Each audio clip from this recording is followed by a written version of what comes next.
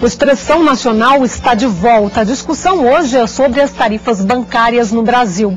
Você de casa deu a sua opinião sobre o assunto, mandou a sua pergunta e agora os convidados respondem a sua dúvida. A primeira pergunta é de Capão Raso. O bairro é Capão Raso, em Curitiba. Ela ou ele não diz o nome. É para Luciana Almeida. Só existe uma maneira de diminuir as tarifas públicas, acabando com o oligopólio de bancos no Brasil. Existem mais de 10 instituições financeiras atualmente. O certo é abrir para o livre mercado, tendo o maior número possível de instituições, ou o quê? Eu acho que essa pergunta seria mais adequada para o doutor Fabiano responder. É mais ligada à questão da economia. Sobre a concorrência.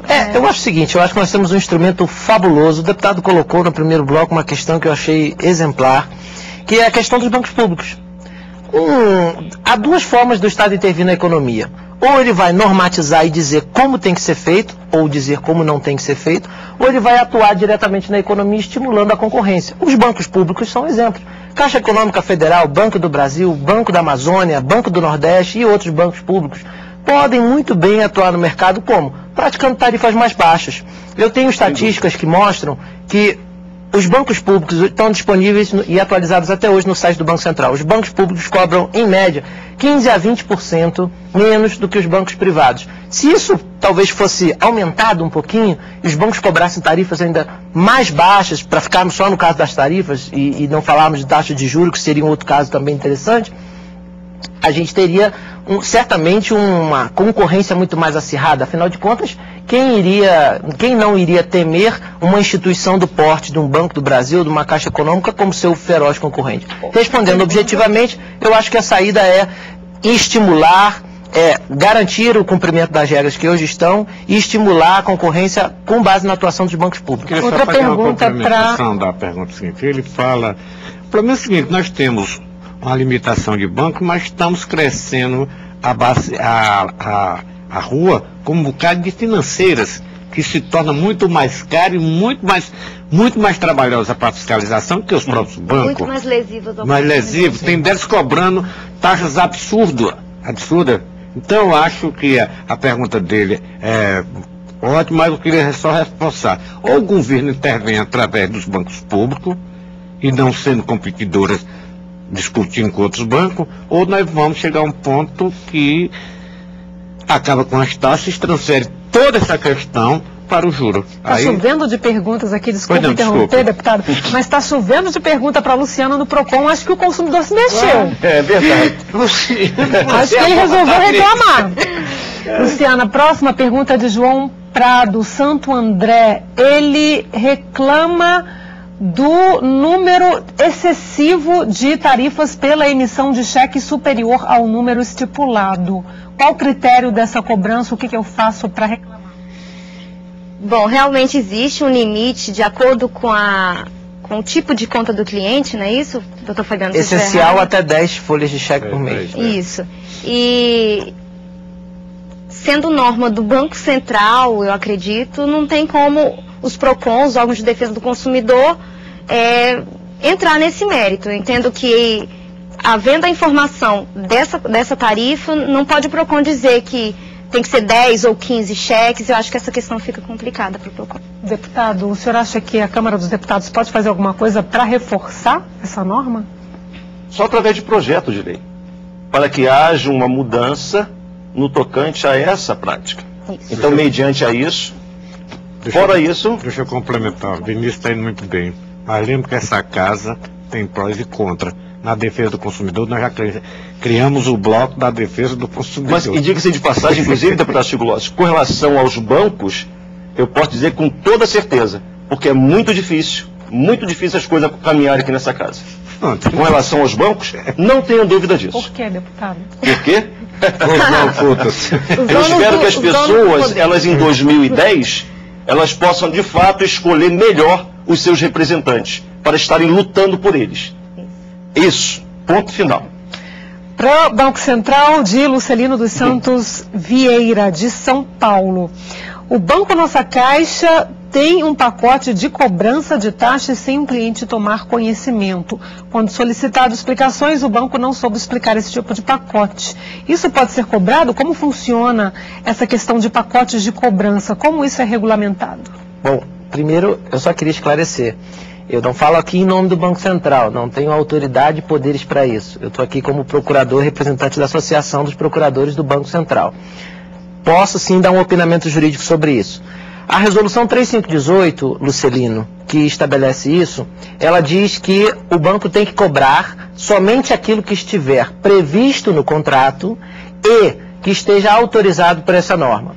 Portanto, se você pediu esclarecimentos, o banco não te apresentou nenhum dispositivo contratual que fale sobre isso, você, primeiro, recorra à ouvidoria do banco que você mencionou e, se não conseguir, faça a denúncia no Banco Central. Procure, ele é de São Paulo? Ele é de São Paulo, Vila Grande. Procure na Avenida Paulista, sede do Banco Central, lá no térreo.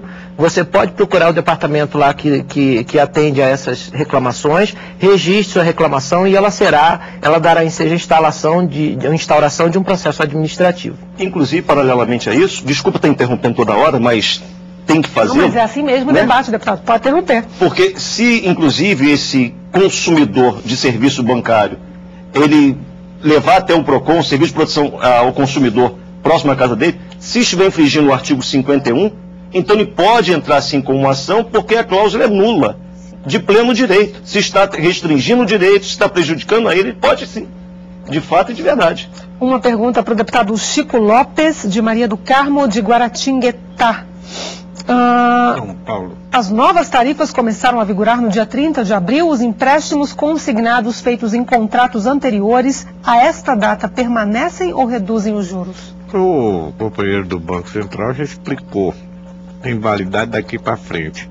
Nós sabemos que tem algumas anunciadas da lei que, quando é para beneficiar, ela pode retroagir, que não é o caso, que até nós tivemos um período não de quarentena do que foi feito aqui na Câmara e o que foi aprovado pelo Conselho, e nessa interseção nós estamos pedindo ao Banco Central para nos informar qual foi o aumento real de taxa. Portanto, a resposta objetiva, não. Embora a gente tenha essa linha de raciocínio que estamos vendo entre a nossa comissão e a sanção do Conselho, qual foi o aumento das taxas antes e depois. E me permita só complementar. A pergunta foi sobre empréstimo consignado. A resolução de que nós estamos tratando aqui, ela fala sobre tarifas bancárias, não somente tarifas bancárias. A questão de taxa de juros aí já é uma questão para um debate tão mais amplo do que esse. Tem uma pessoa de São Paulo que faz uma pergunta para o senhor e depois eu volto para a Luciana. Ele diz, em síntese, que hoje são poucos bancos. A clientela aumentou em relação a antigamente e as tarifas continuam absurdas, ou melhor, aumentaram. Por quê? Por todas as questões que eu coloquei no primeiro bloco e no que diz respeito à bancarização, etc, etc. E segundo, porque falta ao consumidor e falta um trabalho feito pelos PROCONs também, de estimular no consumidor essa postura crítica. Não gostou do seu banco, não foi atendido? Mude de banco, procure outra instituição, troque. A gente sabe que não é uma coisa fácil. Trocar de banco não é como trocar de carteira, trocar de roupa. É uma coisa que envolve uma mudança na vida da pessoa. Mas se o consumidor fizer isso, se todos começarem a fazer isso, em pouquíssimo tempo nós vamos ter uma concorrência bem maior. E o que acontece? Porque as tarifas vão subindo, e o consumidor não muda a sua postura, né? A sociedade, de forma geral, não muda a sua postura diante dessa situação, não adota uma postura exigindo mais do seu fornecedor e entrando no judiciário quando achar que isso seja pertinente. Enquanto não houver oposição de outro lado, a demanda está crescendo e não há nenhuma resistência. Eu queria que a Luciana respondesse e também respondesse a pergunta de Maria de Lourdes, ela que é de Cerquilho. O cidadão envia, no caso da cidadã, a seguinte pergunta: sou professor aposentado, recebo minha aposentadoria pela nossa Caixa e transfiro para o Banespa. Me cobram, no caso a nossa Caixa, 13,50 por essa transferência. O Banespa me informa que essa cobrança é indevida. E ao ouvir ao debate que a partir do dia 30/4 de 2008 nenhuma tarifa bancária poderia ser descontada, o que eu devo fazer para bloquear essa ação?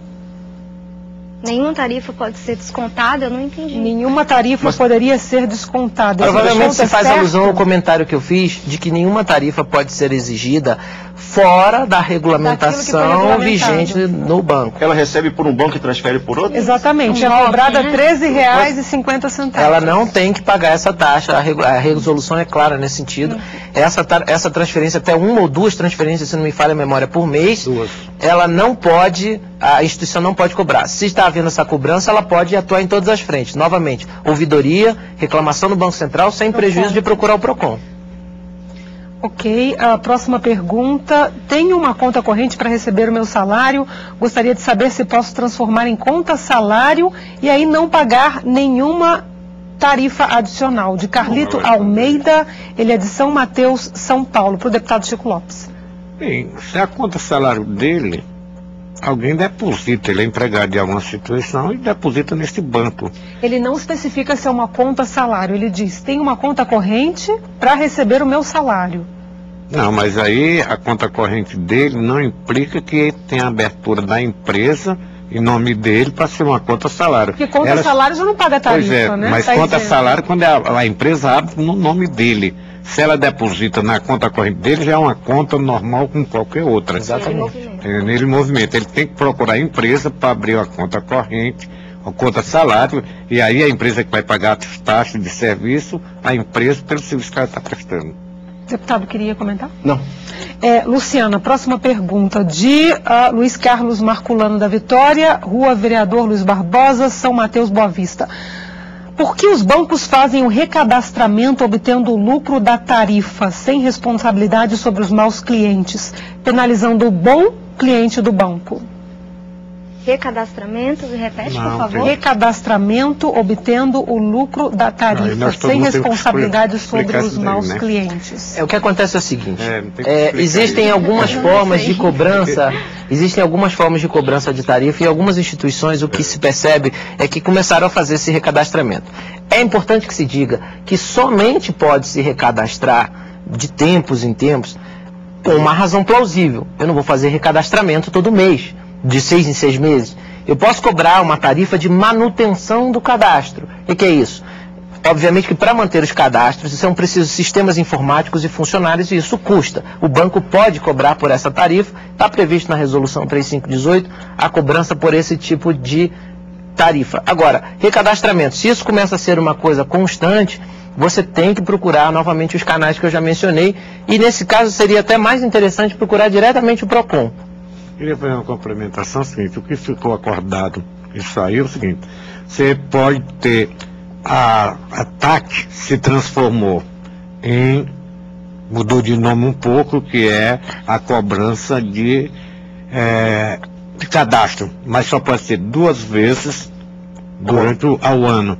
Não está certo se é em janeiro, dezembro, nessa data não ficou, mas não pode ser mais do que 2 vezes. Então, nós queríamos discutir, não vai dar tempo, porque nós não concordamos com a TAC, ela foi eliminada, e aí os banqueiros criaram a questão dessa cesta básica, que eles chamam, é uma cesta de serviço, onde se pega o cadastramento, se pode cobrar até 2 vezes ao ano, tá entendendo? E ela é a da tarifa mais cara que tinha no sistema. De quanto, deputado? Ela chegava até 750 a 800, um negócio meio alto, era das mais caras. Agora, não fiquem iludidos não, porque tem taxas que estão subindo até 1.150% na Caixa Econômica. E daí eu concordo com o procurador do Banco Central, que nós temos que discutir essa história dos bancos públicos. Ou eles estão aí para ajudar as políticas públicas do governo, ou não precisa a gente estar defendendo esses bancos públicos, porque ele está com a mesma finalidade dos bancos privados. Uma pergunta para quem quiser responder. Pergunta aos presentes se é verdadeiro afirmar que o denominado processo de bancarização da população brasileira pode ser reputado como um dos responsáveis pela elevação das tarifas nos últimos tempos. Ela é de Maia, foi enviada sem endereço. Olha, eu acredito que não. Não há uma relação direta entre essa bancarização e o aumento das tarifas. O que acontece? O que acontece é que quando você tem mais gente procurando produto, aí é uma questão econômica, o deputado Chico Lopes vai saber explicar até melhor do que eu. Quando você tem mais gente procurando produto, lei da oferta e da procura, o preço do produto tende a aumentar. Portanto, para que isso não aconteça, é necessário que esta pessoa que está chegando já chegue com a postura crítica a que eu me referi sempre ao longo do programa. Então é preciso que a pessoa seja seletiva, não aceite o primeiro banco, não aceite o primeiro contrato. Então a bancarização por si só, não. O que causa é a postura. E muitas vezes nós temos também que ter a visão social da questão, que as pessoas que estão se bancarizando são pessoas humildes, pessoas de menor acesso à instrução. Então é papel de todos os órgãos, todo o sistema brasileiro de defesa de concorrência, órgãos reguladores, não só no sistema financeiro, propiciar instrução e meios de divulgação para que essas pessoas possam ter ciência dos seus direitos. Uma pergunta para o Banco Central. O senhor disse que o senhor não é o Banco Central, mas as atenções estão voltadas. Ele não é o Banco Central, mas é só o procurador. Para as suas respostas. Então é de Felipe, ele que é da Paraíba, pergunta: sabemos que folhas de pagamentos foram vendidas por valores altos e para bancos que não têm, às vezes, de condições de prestar serviços de qualidade. Acho isso um absurdo, pois trabalhadores que têm seus salários descontados temos que pagar taxas abusivas. Qual a posição do BC em relação a isso? Bem rapidamente, que a gente está no finalzinho. Novamente, não posso falar em posição do Banco Central. Posso dizer a minha posição enquanto professor de Direito Econômico que sou.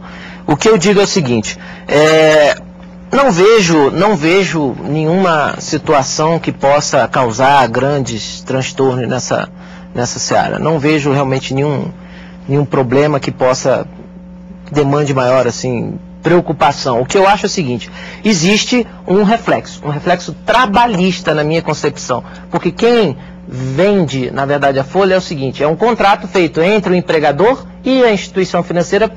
O empregador ofere valores, ofere recursos com isso. Então, na verdade, o que tem que ser procurado? Como é o nome dele? Do colega aí que fez a pergunta? Ele é Felipe da Paraíba. Felipe, meu conselho a você é: procure seu sindicato e lute junto à empresa. Isso não é uma questão fora do sistema bancário. É acordo entre empregador e instituição financeira. Portanto, se você não está satisfeito, e acho até que tem toda a razão, procure seu sindicato e adotem aí as ações consideradas necessárias para demover o empregador desses objetivos. O Expressão Nacional termina aqui. Todas as perguntas serão entregues aos nossos debatedores. Nós também vamos voltar na terça-feira que vem com um debate sobre a crise na Bolívia e a dependência brasileira do gás boliviano. Eu agradeço a todos pela presença e até a próxima semana.